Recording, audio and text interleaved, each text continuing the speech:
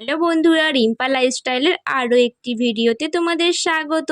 আজকে বানাচ্ছি আলু কা শুকা সবজি। তার জন্য দেখো, আদা, জিরে, ধনে, শুকনো লঙ্কা বেটে নিচ্ছি মশলার জন্য।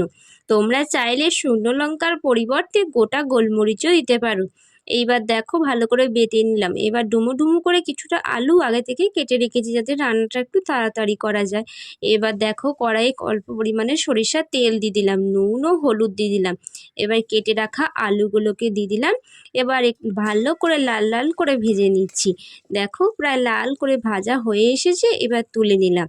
এবার ওই কড়াইতেই দেখো, ওই তেলটাতে আরেকটু তেল দিয়ে দিলাম, গোটা জিরে, কয়েকটা রসুন ও কাঁচা লঙ্কা দিয়ে দিলাম।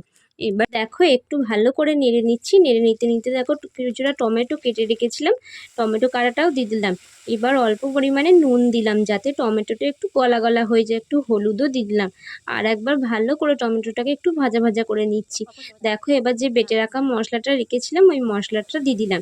এবার ভালো করে কষিয়ে নিচ্ছি তেল ছাড়া পর্যন্ত। ততক্ষণে তোমরা বন্ধুরা বলে ফেলো, কে কোথা থেকে আমার ভিডিওটা দেখছো, তাই না? তবেই তো উত্তর দিতে পারবো, বলো। ভালো করে কষিয়ে নিতে হবে। আসলে রান্নার মেন উপকরণই সব থেকে হচ্ছে ইম্পর্টেন্ট মশলা কষানো। যত মশলাটা কষিয়ে কষিয়ে রান্না করা যায়, তত রান্নাটা খেতে আরও ভালো হয়। তারপর দেখো, এবার ভেজে রাখা আলুগুলোকেও দিয়ে দিলাম। মশলার সঙ্গে আরও ভালো করে কষিয়ে নিচ্ছি আলুগুলোকে। কষাতে কষাতে দেখো, বাটা মশলার বাটি ধোয়া একটু জল দিয়ে দিলাম, যাতে না তলাটা লেগে যায়। আরও ভালো করে দেখো, রান্নাটাকে কষিয়ে নিচ্ছি। আর এই রান্নাটা সত্যি বলতে ভাত বা রুটির সাথে খেতে দুর্দান্ত লাগে। তোমরা একবার হলেও বাড়িতে এই রান্নাটা প্লিজ ট্রাই করে দেখো। আশা করি তোমাদের ভালো লাগবে। এবার দেখো, বেশ খানিকটা পরিমাণে জল দিয়ে দিলাম।